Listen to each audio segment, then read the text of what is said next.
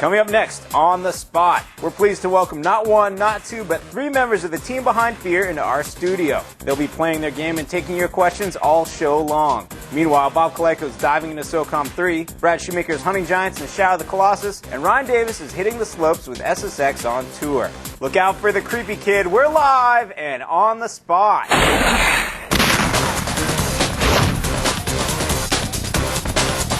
Hello, everyone, and welcome to On the Spot. I'm your host, Rich Gallup. Joining me, as always, or as usually, I guess, Ryan Davis. Hello, Ryan Davis. How's it going, Rich? We have a great show for you today. We do have a great show for me today. We have a great show for everyone today. Okay, I'm willing to share some. What do we have on this great show today? Oh, we have so many demos. You're going to be playing SSX on tour later. This is true. Bob's going to be playing SOCOM 3 in just a little bit. Brad's going to be playing Shadow of the Colossus. But the highlight of the show. The focus, the core, the center. The core, the topic What is sentence. it?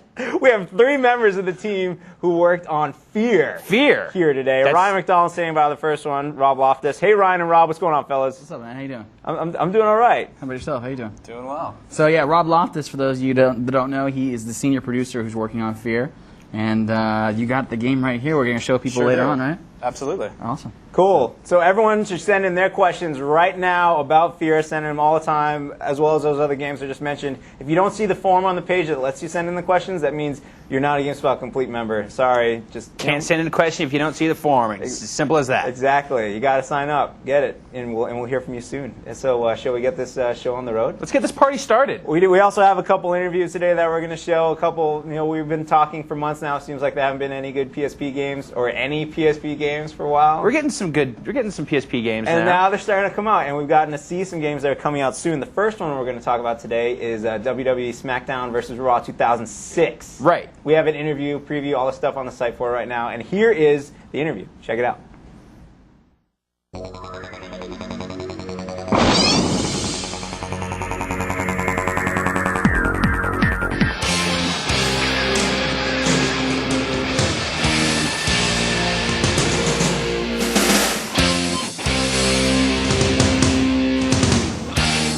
We wanted to bring SmackDown vs. Raw to the PSP because it's a perfect platform for that pick-up-and-play style game that we have.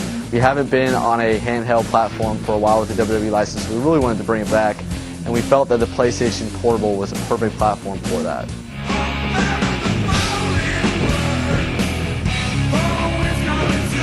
Some of the key features you're going to see in SmackDown vs. Raw 2006 for PSP, you have a exclusive arcade mode where there'll be 3 minigames that you can pick up and play, and they'll be on wireless support for 4-player.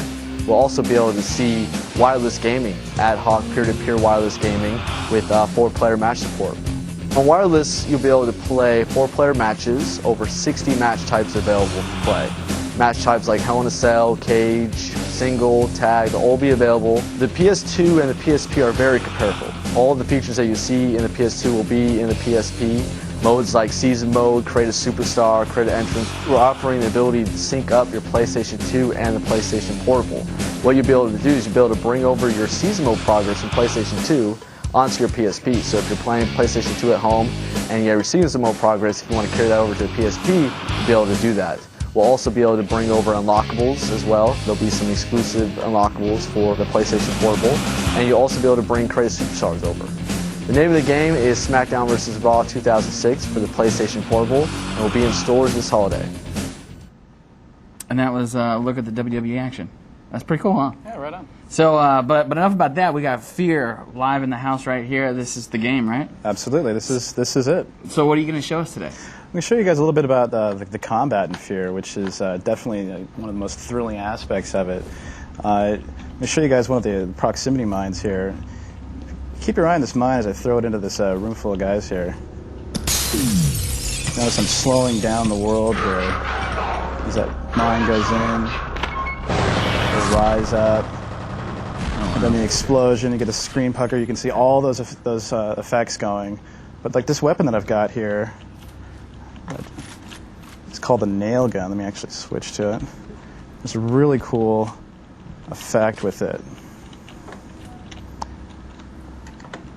See if I can find somebody to use it on.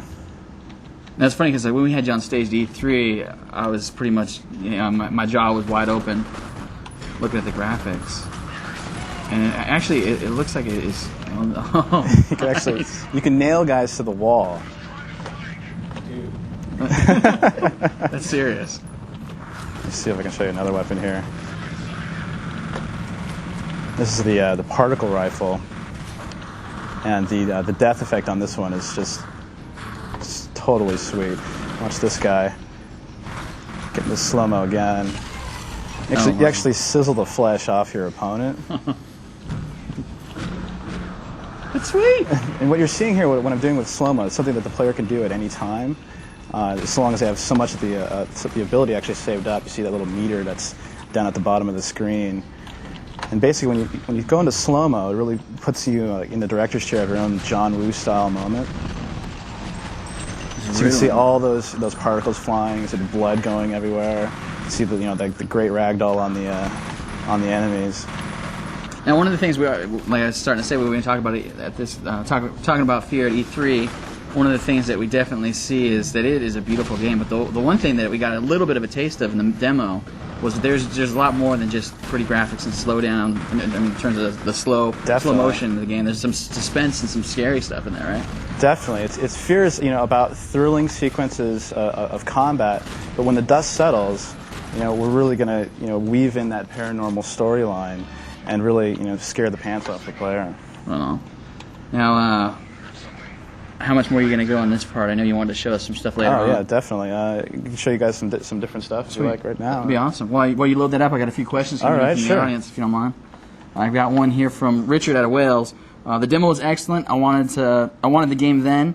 How are the optimizations coming along? How the optimizations coming along? He found the frame rate a bit choppy when multiple things happen on screen, such as blood and ceiling particles.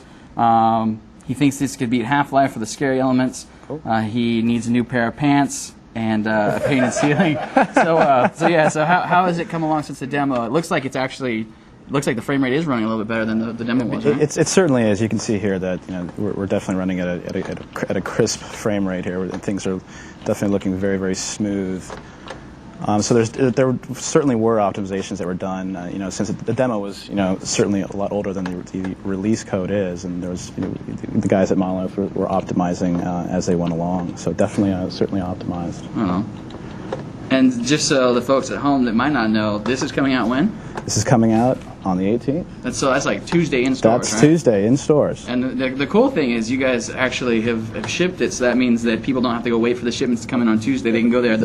It's going to be on the shelf on Tuesday. That's awesome. So what we got happening here? This is our administration level. It's we've got, you saw those parts of the ceiling were falling down. If there's somebody who's lurking up there that I'm trying to track down. And it's actually one of the enemies that's probably my favorite enemy within F.E.A.R. It's actually called the Assassin. There's some of the creepy elements you're talking about. Definitely a very, very creepy place. And one of the things that's so creepy about it is it's an office building. It's like it's very familiar. You could definitely be. You could be working here, and we got all these creepy things that are happening. It's like you walk out, there he goes. There's the guy right there. That was one of the assassins. It's in F.E.A.R. the AI actually uses the environment to a very high degree, and like in the firefights you saw earlier, you saw them taking cover and jumping over obstacles. And these particular enemies here, the assassins, will actually jump up onto things. They'll climb up into vents, and they'll try to get around you and behind you, because they attack a different way than the actual soldiers do. Gotcha. I'm going to throw a question at you, but I think we're almost about time. You guys want to do something over there, don't you? I want to see the assassin get shot is what I want to see, actually. Oh, nice. Well, there you go. Thanks.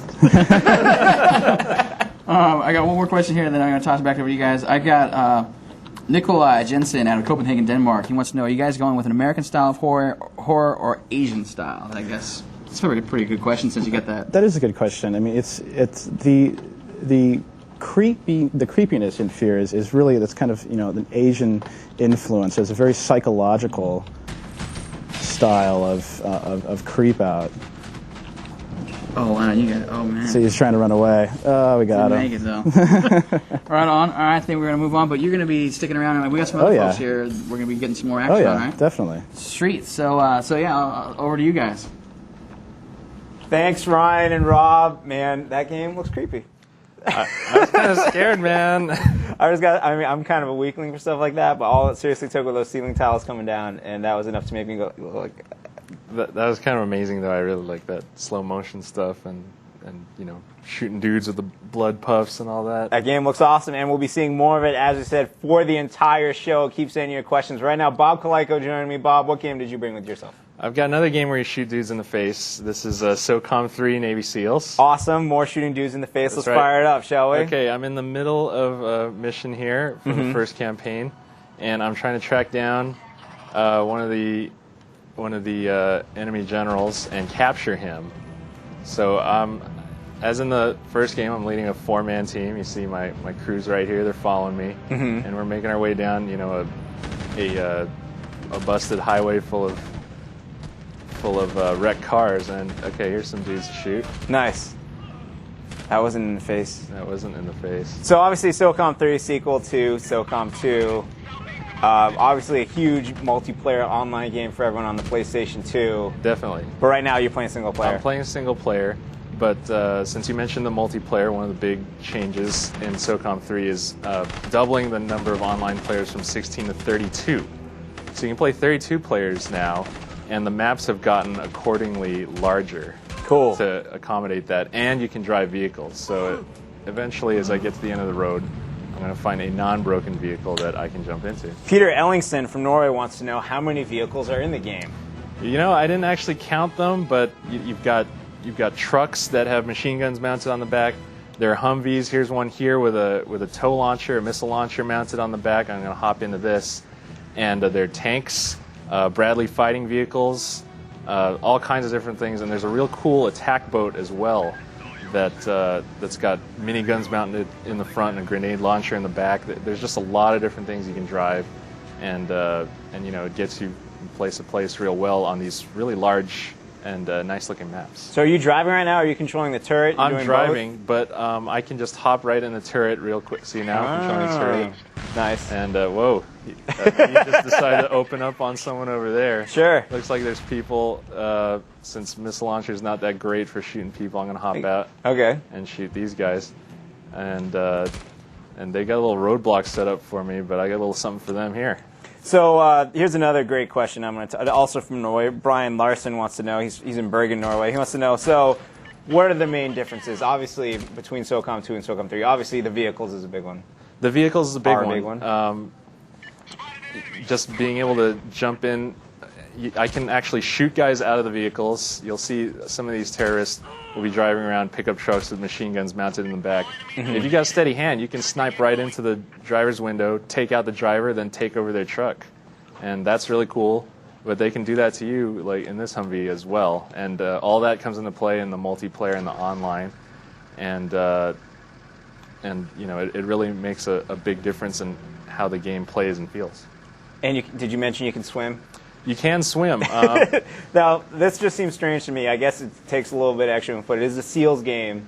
SEALs, we've all seen the movie. Right. Charlie Sheen jumps off the bridge from the moving car. He's fine. He's swimming. Yeah. So, but this is the first. This is the first SOCOM game where you can swim, which is really weird because these are Navy guys, right? They're supposed to be good in the water, but now you can do it, and you can hide under the water too, and get real stealthy. Here comes a tank up here. Oh, you have no chance against a tank. No, dude. But I got a tow launcher. Watch that. Oh, what? That's not bad. There you go. That was nice. So I'm just gonna blow right past him. I think there'll be another tank around this bend. Cool. Well, I'm going to keep firing question answer, Sure. shall we? All right, let's see. This is from, we'll say, Miss Pink in Bowling Green, Kentucky. The online mode, is there one with respawns? Isn't that a problem when you play SOCOM Online? You die, you're kind of out of the game for a little bit. Yeah.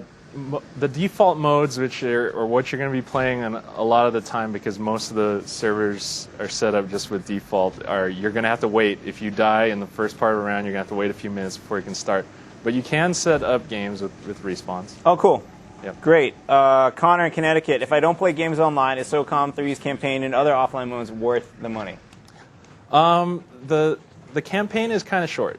there are 12 missions, and you can replay them if you want, but the story isn't particularly strong. I think they're real fun, and they're a real good way, if you're new to the series, to kind of get the feel of the game before you jump online. But the real meat of this game is with the online stuff. Gotcha. So that's my answer. So I'm sticking it with is worth playing, but it's worth playing, but you'll probably get through it real quick. Maybe you want to rent it. fair enough. If you're not going to get online. Fair enough. Josh Lee, Powell, Ohio. Last time I saw weapons on SOCOM 3 could only have 2 mods. Is there a way to get more than 2? You can only have 2 mods on a single rifle and 1 mod on a pistol. So what are the mods? Like on rifles, you can have scopes, thermal sights. You can have bipods if you got a heavy machine gun. That'll make it more stable if you go prone. Oh, cool. Then you can open up with the automatic fire, and you're not going to be your aim's not going to be going all over the place. There's silencers, underslung grenade launchers, anything you've seen in a movie or think of in real life. It seems like they got it here. There's tons of stuff you can do to your guns. So this is a checkpoint system we're seeing right now with the little India right there? Yeah, that's just a nav point telling me where I need to go, what I need to investigate, and it looks like it's run me into a nice camp of terrorists here. And my guys are just following me around, shooting guys as they... So how do you command the guys? Obviously the game has headset support, or does that... There is headset support, and you can control guys by voice, but I kind of prefer just doing the point and click. I can point at an area, press the L2 button, and they'll move to that area. It's context sensitive, so I point an open door, they'll go breach and clear it. Oh, really? And they'll stack up next to the door and bust in. Let me see if I can do that over here. Yep, there we go. Nice. So I gotta kill this guy before he kills me. In the face. There it is. In nice. the face. So now they're stacking up next to the door and getting ready. I'm only seeing 2 dudes. There you go. So good timing. No one was in there, but now I can grab this document and continue on the mission. There's water down there. Let me see if I can... Yeah, you get to that water. I'm going to ask you another question. This is from Adam Gillespie, Kent, England. He wants to know the multiplayer mode. Sure. Are there new modes? What are they? And are the maps the same as they ever were? New maps, old maps? What's up? There's definitely some new maps, and they're huge. They got to accommodate for the vehicles and such. And there are a couple new modes. One of the new modes I find really interesting is called Convoy. It requires a SEAL team to pick up these supply trucks. Yeah, see that? I'm swimming. Oh, you're totally swimming. Can you duck under the water too? Yeah, I can. Watch. There he goes. Oh, it's just like out of the commercial. So except this water looks kind of shallow. But yeah, you have a limited amount of breath. You can't be under there forever. Right. And I'm just going to swim to the other side. But yeah, the convoy mode, SEAL team, you've got trucks. You got to load them up with stuff and get them over to the extraction zone while the terrorists try to kill you and blow up the trucks. And I mean, that's a real fun mode. I like that one, except not a lot of people seem to like to play it. Really? Yeah. Interesting. They kind of like the old style demolition maps, suppression maps. You know, I always find I have more fun on the online games when I meet up with friends first instead of just trying to join the random games that people have going, to be honest with you. Yeah, and just call some friends. We'll play some combo. And they're friends lists. We're here for you. Okay. You can help me out with that? All right, we'll do 2 more questions, then we'll go back and see more F.E.A.R. Sure. Lonnie Friedman from Brampton, Ontario. Is the AI better than the last game? The AI, I'd say, it's not really anything to write home about. I mean, you see what they're doing here. They're good at finding cover, but when you're shooting guys, and he's pretty good at shooting me, I guess. Like the AI at following you isn't always great for your teammates, and the enemy AI, he got me. Oh, that sounds like a good stopping point right there. Yeah, that's a good stopping point. Enemy AI isn't too bad, I'm guessing, since you just took you out. Well, I'm kind of talking and playing a I'm going to use that excuse, but it's okay. They're not always real aware about their surroundings and about if you're trying to sneak up on them or whatever. Cool. So. All right, I'm going to throw you a curveball this last question. Don from Palo Alto. Have there been any details released regarding how SOCOM Fireteam Bravo, that's the PSP game, will interact with SOCOM 3? I believe, now, this is just from what I've read, but there's going to be some missions that take place with the PSP version that kind of overlap in the same areas that you're doing here in the PS2 version. So if you do the mission there, then it kind of affects like what happens if you load up the same, if you connect up and load up the same mission or something like that. Yeah, we'll we'll see how that all pans out. We'll tell you more when we learn more, kind of thing. Exactly. All right, great. Well, thanks for stopping by, Bob. Thanks a lot Appreciate for having it. me. Before we go back and see more of F.E.A.R, we do have a trailer for you right now. It's for Dragon Ball Z Budokai Tenkaichi, I believe. Is that how you say it? It is now. Check it out. That's how we do it.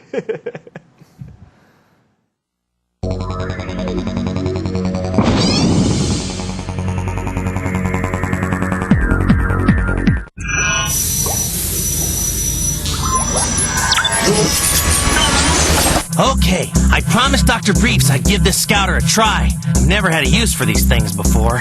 My feelings are my guide. But he said he made some pretty awesome upgrades, and that he used real footage from this new Dragon Ball Z Budokai Tenkaichi game. So let's check it out. Oh man, he wasn't kidding! Video and battle simulators? Fighter profiles? That sounds fun. I guess the controls are on the headset here. There we go. Wow, there are so many fighters. Humans, Saiyans, Namekians, Majins, Kais, even the whole Ginyu Force. I guess we really have met a lot of warriors along the way, and Dr. Briefs included them all. Whoa, look at this. Tao Pai Pai, Master Roshi, Broly, Cooler. Whew! It's hard to know where to start. Man, he's even got Janemba and Bojack in here. Those guys were serious trouble. The list just keeps going. Whoa, Chiatsu, Great Saiyaman, Imperfect Cell, Perfect Cell, Goten, Gotenks, Evil Boo, Super Boo, Kid Boo. Whoa, there's Bardock. Talk about a blast from the past. Okay, I have to pick one. How about one of the androids? They were a scary team, turning on their creator, then stalking the Z-Fighters one by one with the ultimate goal of destroying the human race. They didn't even use ki energy to fly, but we sure did. Our battles in the sky with the androids were some of the most exciting and most dangerous. Man, it sure is cool to see our adventures for the first time in this 3D flying game. Whoa, we really were tough. And we are back, and joining me now is Chris Hewitt. How you doing, Chris? Good. How are you doing? Pretty good. Now, you're the producer over at Monolith, working directly on F.E.A.R, correct? That's correct. And Rob's going to be driving for us while we're talking about the game. Where's Rob at right now in the... Well, right now, what you're seeing here is a vision. This is kind of one of the unique elements of F.E.A.R. As you can see here, we have a mysterious 8-year-old girl wiping out a fully armed Delta Force team, leaving them in a nice little bloody mess. One of our main influences in F.E.A.R was the Japanese horror element. Again, Rob was touching a little bit on that. It's about really just kind of creeping you out and getting under the player's skin. So what you saw there was a little taste of that. You know, I've got, you want to talk about the creamy crowd? I got so many good questions from the GameSpot audience. I'll be throwing these at you as Rob's playing through the game. Where is he going to be heading to in this demo he's doing for us? What we got here is you've just been dropped in at a kind of a warehouse docks facility, and your objective is to investigate enemies that have been located at this facility. So as you can see here in a great little demo of our slow-mo fire effects is Rob coming upon this enemy force for the first time in the game. Well, he's taking those guys. I'm going to throw some questions your way. I've got... there's lots of really good questions, actually. I mean, they're getting deep. It's like, here's one from Rob that we should probably take care of. Rob's coming from Virginia. He wants to know any multiplayer modes besides deathmatch, team deathmatch, capture the flag, and slow-mo variations. No, actually, he's pretty much summarized them all. I think we have maybe the elimination as well. Right on.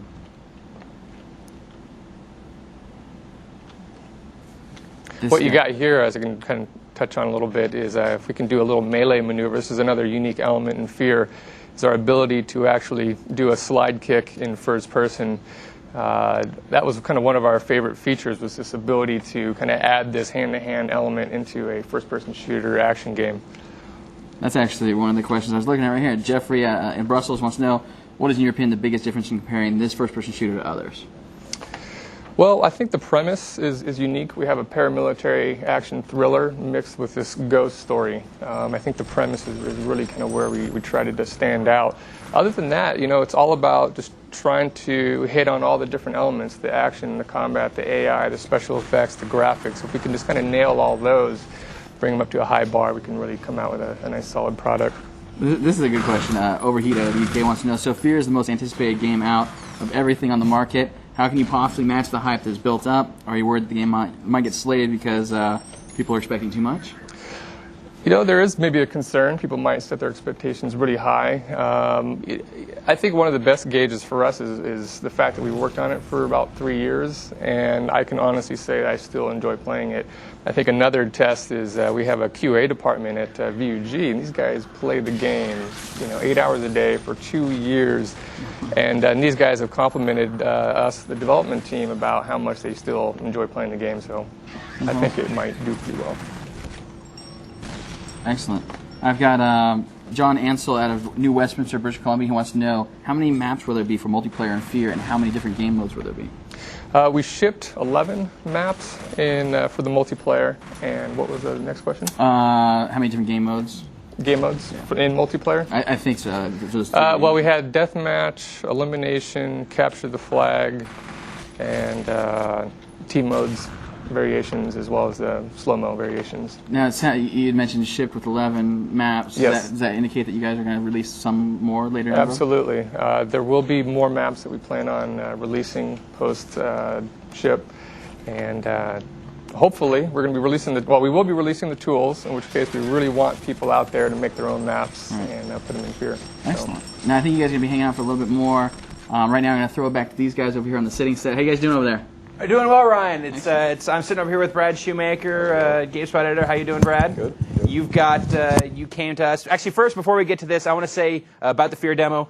I love the way that all of the guys look like just buckets of blood. Like you shoot them and they just kind of pop. That's great. The blood. That guy lost his head. And that one guy lost his head and it was spinning around and there was like blood coming out. That was great. Yeah. That's what I look for in video gaming. And also when he did the little like kick slide thing, first thing I immediately thought, first soccer mod for F.E.A.R. When am I going to get my violent soccer game mod? So you got to do your. So slide someone's got to first person slide tackle. Take that and run with it. Yep. So you're here with Shadow of the Colossus. I am. We've got this. This is coming out like next week, right? Yeah, Tuesday. And you're still working on the review, but you took some time out to give us a little show. Yep, here it is. Let's pull it up. Now, Okay. Tell us the quick premise of this. 30 seconds ago. Okay, real quick story. You're a guy, you've got a girl, she's asleep, she's dead, she's injured, they don't really specify, but she's not waking up. Not well. No, she's not doing well. And the only way you can bring her back, apparently, is to take her to this mystic land, go to this temple, and then go out and kill these crazy, huge, mythical beasts. Colossi. Colossi, if you will. Okay. And somehow that confers on you the power to bring her back to life. Fantastic. And then it's you, your horse, and this mystical land.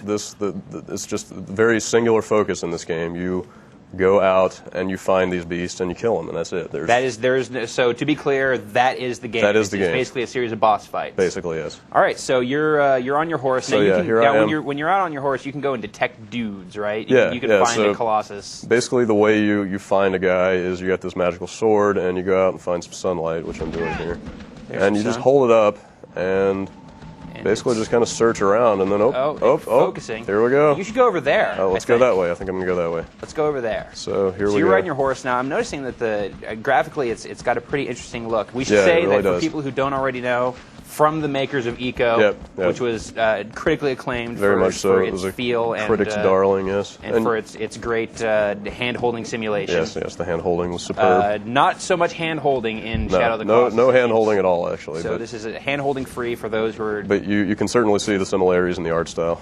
Oh, absolutely. I mean, this character with his little poncho thing definitely looks kind of like very a little similar. more grown-up Eco. Yeah, that's correct. So now you're going into this temple thing, and you're going to go. I'm heading in there. You're hunting down a Colossus. Yeah, so there's a little bit of kind of light platforming, sort of Prince of Persia style, kind of climbing on a bunch of blocks and up ladders, little light stuff like that. But the focus is squarely on the big monsters, the Colossi. So we're going to. This is obviously just one environment that you'll be fighting one of these Colossi. Oh, you fight them everywhere, in forests and deserts, underwater. I mean, it's across the board. All right. Really, really nice variety of environments. You can tell something important's going because it's gone widescreen. Yes, indeed. So you're going to be doing some sort of like leaping. I've noticed that from watching this game when I have that animation. Oh, it is excellent. It's real superb. Good naturalistic animation. Very much so. That's a pretty long drop. You're just not going to fall, are you? No, I've got my kind of gymnastic skills here. Look at you. You're like your Jet Li or something. Yeah. So yeah, like I said, there's a lot of kind of light platforming kind of stuff like this. But one of the things I noticed climbing is around. he is sort of like the anti-Prince of Persia, because whenever the Prince would do stuff, he was always really confident. It always seemed like you knew he was going to pull off everything. Yeah, this guy's very... Here it seems like he is barely hanging on. It seems like everything could go real bad. He's very clumsy and awkward, you know, when you jump. Oh, actually, we've got... I saw a life bar, so I think it's on. Yeah, we've got an entrance here. But yeah, you know, when you jump, you know, he stumbles a little bit. He's just clumsy about what he does, which is just a nice little touch. Can I throw some questions at you? Yeah, let's Lonnie have it. Friedman from Brampton, Ontario wants to know how many Colossi are there. Can we say? We could say. It is public. There are 16. There are 16 Colossi in the game. There are 16, and they get progressively harder, and some of them take a long time to kill, so... Jake Casper from Wimberley, Texas wants to know, how well does fighting nothing but boss monsters work out? Does it become dull, or is there a twist with each boss? Or absolutely not. They're all completely different. Some of them take a long time to figure out. It actually feels sort of puzzle-oriented because each one has got a totally different kind of conceit to it. So you got to figure out what the angle is. So, oh, God, I didn't even see what all of that was. We sort of missed this guy's entrance here. He's about to flatten me. Oh, my. He is you can see he's big. He's taking down some walls the title here. Colossus. Yeah, I think I'm about to get stepped on, actually. We'll try not to do that. All right. It's not entirely... Oh, I got flattened. You got actually flattened. I got completely flattened. That is embarrassing. I was just shamed on the air. So... Okay, well, we're going to load it. Brad Shoemaker School of Playing Games. Yeah. Well, we're gonna load it back up and jump right back in. All right, you jump right back in. So here's the guy. All right, good. Didn't lose any time on that. No. You keep playing. I'll switch these questions here. Let's do it. Does the game focus on the story at all, or is it just one fight after the other? For most of the game, the story that I just gave you is really about all you get. So it does not. There's not intense amounts of dialogue. No, absolutely not. Absolutely not. There's actually very little kind of exposition between the monsters.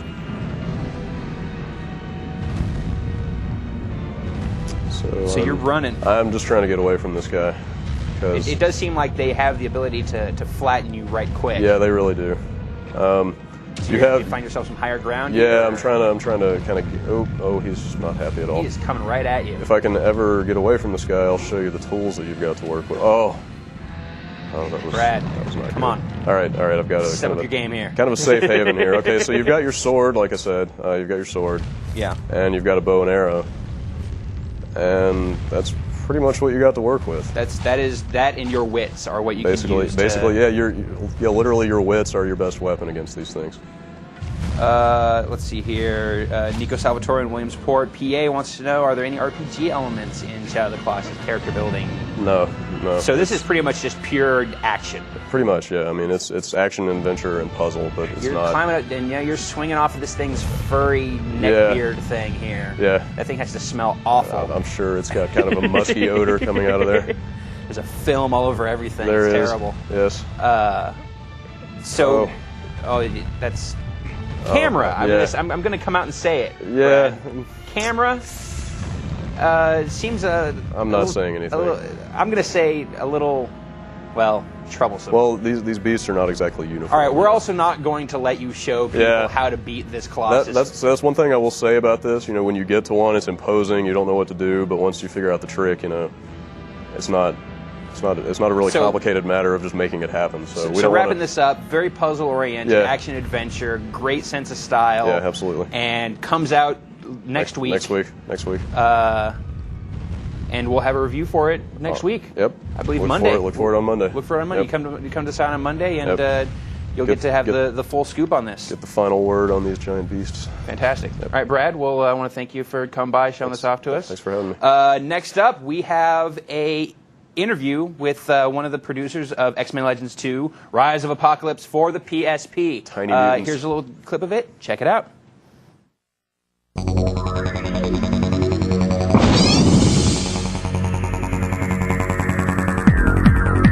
So one of our main goals with the PSP version of X-Men Legends 2 was to really bring the depth and detail of the console game over to portable form on the PSP.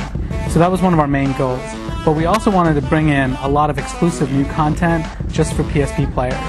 So one of the main things that we're really excited about is that there's 4 new exclusive characters for the PSP version. That's bringing a total of 20 playable characters for the PSP game. So the design team had a lot of fun going on eBay and buying old issues of X-Men comic books. But our goal was to really kind of research and read a lot of comics and research the X-Men history and find some of the pivotal storylines within X-Men history and bring that to game form on the PSP. So there are 9 new exclusive comic book missions. There were a number of challenges bringing X-Men Legends to the PSP. It really, the level of depth that the console game offers, the visual fidelity, the graphics, the special effects, all the different animation for the different characters, it's a lot to pack into a portable. So we had a lot of challenges with the underlying technology being able to optimize it for the PSP. On top of that was really the controls. The console game really takes advantage of all the buttons on the console controllers, and of course on PSP you have fewer controls. So we had to come up with a really clean system of button mapping where the shoulder buttons act almost like shift functions for the D-pad and the face buttons. It worked out really well. It's very intuitive, it's very easy to pick up, and play, and it feels pretty good. We also had to make a number of other minor changes that players may or may not notice. There were modifications done to the camera and other minor tweaks here and there that really kind of smoothens out the play experience. We really wanted to get online experience on the PSP. There's very few third-party games that are online, and I'm proud to say that X-Men Legends 2 PSP is the first online RPG for the PlayStation Portable. We've been able to really bring that 4-player cooperative experience, both in ad hoc as well as infrastructure mode, and that's been really great because you can really pick the characters, your favorite characters you want to play, and go through the full co-op experience, the story campaign from start to finish. Play the exclusive new maps if you want. Or you can really, unlock the skirmish modes, which are head-to-head challenges, which is really neat as well. And we're back, and I've got a new gentleman from the F.E.A.R team with us, Kevin Stiffens. How you doing, man? Good. Good to see you. And you are the technical director, correct? Yes. So you can answer all our crazy technical questions. Yes, I'll do my best. But at the same time, Rob is going to be driving for us again, going through and showing us more of the game. This is actually later in the game, right? Yep. Yeah, this is an environment that a lot of people probably haven't seen. It's an environment internally we refer to as the slums, and it's pretty obvious why. But this shows a little bit more of the diversity of the technology, woods and carpets and kind of dilapidated environment. So right now he's looking for some AI. It's awesome. The textures and everything in the environment is just so crisp and so clean, and I guess clean is probably not the word to use in this environment, but no, everything looks really solid. I'm going to be throwing some more questions your way if you don't mind. Sounds great. I got a few right here. I've got one from Jeffrey in Brussels. When you guys began making F.E.A.R, what was your main inspiration and what was your main goal? I think, our main goal was easy. We wanted to make a cinematic action game that really made the player feel like they're in an action movie. So that was our initial goal. We basically said, we've all seen action blockbuster movies. We just want to put that experience into a first-person shooter. So that's a perfect example. The slow motion, the kind of the over-the-top impact effects, those all were to help the player feel like they're in that environment. And we should note that Rob makes this game look way easier than it actually is. I think he's playing in God. Oh, I guess that makes sense, right? Oh, look at that. Those numbers are not going down. That was one of the baddies at the end of the single player demo, correct? Yes. As far as inspiration goes, a lot of the Hong Kong action movies is probably where we got most of our inspiration for the action aspect. And then as far as the horror goes, there's Japanese horror, The Ring, Ju-on. There's a lot of kind of Asian influences. Oh, excellent. I got a few more questions for you. Okay. This is a good question, actually, from Rob in Brighton, England. He's heard that there's going to be a director's cut of the game. What does it have that the normal edition doesn't have, if you can answer? Yeah, the director's cut, most obvious thing is it's on DVD, which is nice because the original version's on 5 CDs, so faster install. It also has the prequel, which is a live action that explains more about the little girl that you see in the game, kind of how she got to be how she is. It also has a lot of artwork, and I think it has some of the episodes, the Panic episodes, which I think the Red vs. Blue guys did. Yeah. Awesome. When is that coming out? The directors? Yeah. Oh, it's Same time? It's the same time, and actually, if you pre-order the Director's Edition, it's the same price as the normal edition, and it also has commentaries from the developers and playthrough from the levels. It's a lot like a movie DVD. It's really pretty cool. Right on. I got a question here from Kevin Kim out of Fullerton, California. He wants to know, will F.E.A.R be a moddable engine like Half-Life? He'd really like to see things done with that great slow motion engine. Yeah, definitely. We pretty much all of our games we've released tools for, and F.E.A.R, we've spent a lot of energy to improve that. I can't go into details about when the tools will actually be released, but we definitely plan to release them as soon as we possibly can, and we hope to see lots of mods, single player, multiplayer. Gotcha. This is actually an interesting question. It's usually the other way around, but Don Francis out of Santa Monica, California wants to know, any way to turn down the amount of presence of blood? Yes. Yeah, we have a gore feature which you can turn off blood, and that'll turn off the severing too, so if you don't like seeing arms and legs fly, it'll turn all that off. So what is this guy that Rob is tangling with right So now? this is a power armor, and this is basically a suit that the AI can get into, and it's heavily armored, and it has different weapons. As you can see, it's shooting kind of particle beams. So it's a much tougher enemy to take down. Yeah, it's kind of fun when you first see one. You're like, what the heck? Is there any way to oh man, he totally smoked it. Is there any way people, the multiplayer folks, can get a hold of those things and run around with those? They can mod the game. Yeah. Sure, yeah. We'd love to see that. Sweet. I got one more question here. There was a bunch of questions people were asking, typical stuff. How many weapons? What type? Rob did show us some of them earlier. You want to talk a little bit about that? Maybe the AI. Sure. The AI is actually where a huge focus for the engineering effort was for F.E.A.R. We knew that we wanted to make a combat situation that would allow the player to really feel like the intelligent AI. I mean, a lot of games say that they want intelligent AI, but we felt like we had to spend more energy than most shooters do to make sure that the AIs will flank you. They use their environment intelligently. They work. They have group tactics, and you see this as you play through the game. You can see this in the demo. If you listen to the AI, what they're saying, they're actually telling you what they're thinking. As far as they know you're flanking them. You know that if you kill off one of the AIs and there's only one left, he calls for backup. I could go on and on about the AI. So that was definitely a huge focus for the game, was to make the combat just an experience that you've never seen in a first-person shooter. That's awesome. I think you guys are waiting to demo another game over there. Is that correct? Yes. To be honest, we are so caught up in watching F.E.A.R right now. This game is awesome. I'm into it. The Kool-Aid Man power armor that lets you bust through any wall is awesome. That is great. And I think, forget that other guy. Can I turn up the gore? I mean, I've seen a lot of gore here. Can I make it bleed more? I'm loving it so far. It looks great. Our game's not nearly this violent. No, well, it has a little bit of it's a little bit. It's violent in kind of in a weird way. We've got SSX on tour. I was going to say that. I beat you to it. No, you're the guest now. Sorry. So, Ryan Davis, we brought you back. We've had this game on the show a couple times. A few. You reviewed it. We're going to get the final word now. SSX on tour. It's awesome. Is it? All right, there we go. Thanks for having me. No, but seriously though, you were telling me about this game, and you told me there was one particular part of the game that seemed a little kind of dark. I mean, yeah. The game's kind of got this whole indie rock feel to it, with all the hand-drawn menu stuff and the soundtrack and whatnot. Pretty innocuous for the most part. It's rated E10, so it can't be that bad. Right. But there's this one specific little challenge. What is it? It's a shred event, which is kind of like their unofficial, little specific skill-based events. Right. And it's a rookie event, so it happens pretty early on in the game. Skidlet Roundup. You basically have to knock down children on skis. Do it. And we're going to show it. We're going to show it, because I played this and I thought, that's a little dark for the SSX on tour. Mostly the series has been pretty upbeat, pretty fun and friendly, but... Skidlet is a new word to me, by the way. Yeah, I don't know. Canadians? Ski kid? Maybe.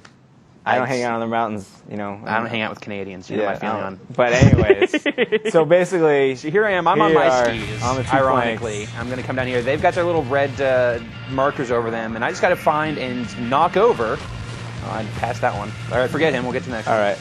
Oh, look at that. He's just wearing the little yellow jumper there. He's doing the snow plow. I'm going to come up on him slow. He's plowing along, and then, I knocked him over. And then, I knocked over another one. And I feel terrible doing it. This doesn't seem cool. Close call. Almost got that one. I'll get the rest of them. I think the only thing that would be worse than, say, knocking these kids over would be not knocking them over. I think you have 56 seconds left to get 5 more. Look at that poor... Oh, I got him. Don't worry about you're it. just a mean person. I feel bad about who I am at this point. So as you said, the final word on this game is that it's awesome. I'm kind of bringing this up because we were talking about it, and I think it's out of character for the rest of the game. Mm-hmm. But otherwise, no, this is a great addition to the SSX series. They've definitely focused things and tightened them up since 3. Oh, there was a whole bunch of them. Oh, dude, God.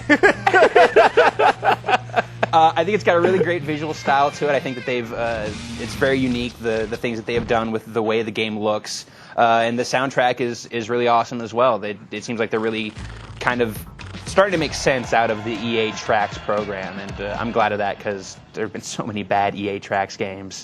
This game, SSX3, did have a very nice soundtrack. It was very good. This one even better, very serious heavy metal bent to it. So if you want a little Dio, if you want a little Iron Maiden, perhaps some Scorpions, perhaps some Def Leppard, sure, Sex on Tour's got your back. Cool. Is there any other part of the game you want to show while you're here? That was. I mean, the rest. Nah. No? Okay, well, let's wrap this show up. If you want to see more on Ryan Davis's review, check out the Game Space. It's on there, plenty of gameplay For videos. review, I give you the whole rundown. We've got gameplay videos of all 3 versions. So actually, let's just summarize. Do you remember the score? No, I never. It's 8.7 for the Xbox and PS2 version, 8.5 for the GameCube. GameCube, a little bit frame rate issues. And which one do you pick if you had to pick? PS2, totally. Get the PS2 version if you've got the option. 4 shoulder buttons make it a lot easier. All right, cool. Let's wrap up the show, shall we? Let's wrap it. All right, before we start giving away prizes and talking about people, I promised the hardware guys that I'll hold this up and plug their preview. Don't touch it. No, they're zooming the camera on me right now. I'm going to steal it. No, don't. I'm going to grab this. It's going on eBay right after the show. Do you know what this is? I know what that is. This is a memory unit for the Xbox 360. That is an Xbox 360 memory card right there. This is hands-on with the Xbox 360 right now. What are your initial impressions, Rich? My initial impressions, it's very white. and it has the weird don't throw away logo right there. What is that? It says don't recycle bin. Don't put this into the refuse bin. But hardware will have a hands-on preview of this, and or actually not hands. They'll have an actual preview of it, and they warned that it might not be much longer. Look at that, it's perfectly framed. Than just what right I'm there. saying here. Your hand. Nice. It should have been a hand model, man. Yeah. Xbox 360. You can't really see it on there, but yeah, it does say Xbox 360. It totally does. It says it right there. And Microsoft right above it. Anyway, I'm a good hand model. All right, let's move on. All right, last week we gave away 4 demo discs for EA games. We did. Who wins them? Who won? Ben Feldman of New York, Tajeev Kohli of Washington, Victor Rowe of New Jersey, and Mike Nam or Nam from Maryland. No Mr. Savage? No. You guys will Savage. Week before, when I wasn't here, you guys gave away some decks, some Tony Hawk's American Wasteland decks. Yeah, that's right. We didn't know. So who got those? We got 5 Call of Duty backpacks. Backpacks, T-shirts, and Tony Hawk American Wasteland decks. Right, and some of the bags are getting like demos for Marvel Nemesis Rising. Throwing those in there too. Just mixing it up. Anyways, the bags go to Dan Turatuta of New Jersey, Matt Tischer of Florida, Andrew Harris of New Jersey, Joe Whittingham of England, and John Tetlak of Illinois. So congratulations to all of you for winning stuff. And the skateboards. Well, skateboards are totally stuff. Timothy Clark of California, Robert Gaither of Florida, and Collins Onura of Minnesota. You say that last name. I couldn't do it. But that's that. The last one's John Tetlak. Or whatever. No. But what we got? We've got. We haven't mentioned this yet, but we showed the interview for X-Men Legends 2 on the PSP. And we have 12 copies of X-Men Legends 2 right here. We got 3 Xbox, fan them out like 3 it's money. PC, 3 GameCube, and 3 PlayStation 2. Look at all those. That is a collection. I can hide behind these. You can't even see me. If you're a GameSpot Complete member, using the form you see below this movie player right now, I want you to fill out your name. I want you to fill out your full mailing address. And once you've done that, I want you to answer the following trivia question. Go. Along with which preference you have. Now, if you are the 4th person to get the trivia question right, but you asked for a PlayStation 2 version, and the 3 people before you asked for a PlayStation 2 version, you're out of luck. Get nothing? Yeah. That's harsh. I know. So you may want to put more than one platform on there. Okay? Or if now you're just getting confusing. I know. Just ask the question. Okay. But the question is, it's straight from Ricardo. Who are Cable's parents? Who are Cable's parents? Good question. Cable's one of the exclusive characters of the PSP version. Oh, there you go. Great. Now, before we give away even more stuff, we have some phone calls. Phone calls? Phone calls calls from the public? We have some calls from the public. Let's hear. We have a 1-800 number where GameSpot complete members can call us and leave us a voicemail message. 877. What is the number? 8324. It's like you just read that off the screen. I know. 877-506-8324. So you don't even have to look at the screen. I know. You know it. Are the questions ready? Let's hear the first one. Hey, what's up, guys? I heard some rumors about Battlefront 2 coming to the PSP, and I'm also wondering if it's going to have infrastructure or if it's just going to be ad hoc. That's from Sean Chano in Fort Walton Beach, Florida. And the answer to your question is, Sean, we know, yes, there is a PSP version of Battlefront 2 coming, and that's pretty much, that's what we know. All right. That's it. Well, as soon as we know more, you will know more. Next question, please. Caller, go ahead. Hey, guys. Hi. I'm wondering what you guys think of Ragdoll Kung Fu for the PC coming out October 12th on Steam. Ragdoll Kung Fu. I'm into it. I want to go play it. I know. I'm glad he asked that question because I think we're going to have it on the show next week. Fantastic. I think we have to have it on the show next week. I should just go and download it. I got Steam. You have Steam. You can get it right now. Basically, if you don't know Ragdoll Kung Fu, it's like the crazy game where you just click on this dude who's all ragdoll and you throw him around the screen. And it started off as a side project from one of the guys at Lionhead, Peter Molyneux's development house, and it's like a mouse-based kung fu PC fighter. Totally bizarre, hard to explain, but we have coverage of it on the site, and cool. I guess we'll have it. Yeah, here or something. We're gonna bring it on. We're gonna have it on the show next week. I promise. We're gonna do it. Great. All right, sure. Final question. Question number 3. Talk it to us. Hello, my on the spot question is who does Rich's hair? I'm wondering. And my GameSpot complete username is Jeff, and I'm in I know who that my is. office right now. So keep up the good work, you guys. Love the show. There should be more me on it. Yeah. Let's. All right. See, well, this part of my hair is done by my headphones that I wear every day. But the rest of my hair is done by Mrs. Gersman. She is my personal hairdresser. She's pretty good. She does a really good job. You can hardly see the bald spot. I know. What are you saying? Dude, harsh. Both of you, off the show forever. So if you want to leave us a message, GameSpot complete members hear it on the show, 1-877-506-8324. Or apparently GameSpot editors. Yeah, also, I guess. if you would like to leave us messages, go ahead. He is a GameSpot complete member. All right. Finally, stop looking at the hair. I'm serious. All right. Last but not least, I want to thank all of the team from F.E.A.R for coming by. Yeah, props. Thanks Rob, so much, Chris, guys. Kevin, you Awesome guys demo. were great today. And I was just talking to Marcus, and he says we get to give away 5 director's cuts of the game. Can we give them away to me? No. We're giving them away to GameSpot complete users at the bottom of the page. Hey, Ryan McDonald over there. Yes, sir. Do you have a good trivia question for us? Do you want to huddle up on that for a little bit? Yeah, why don't you come back to us? I got the 3 guys right here that should be able to tell us the dopest question for F.E.A.R. All right, you guys huddle up. Dave wants to drop their mic a second, so we'll fill. Maybe we can look at the memory unit some more. What else do we have? We got nothing else here. Wait. We do have next one week. thing. Next week. All right, so next week on the show. Exciting. All right. We might remember once upon a time, Ryan Davis discovered a game at E3, more or less. He heard about it. He went and saw it. It was awesome. They came here. They played it. But next week, the game's coming out very soon, November 1st. Yes. Guitar Hero!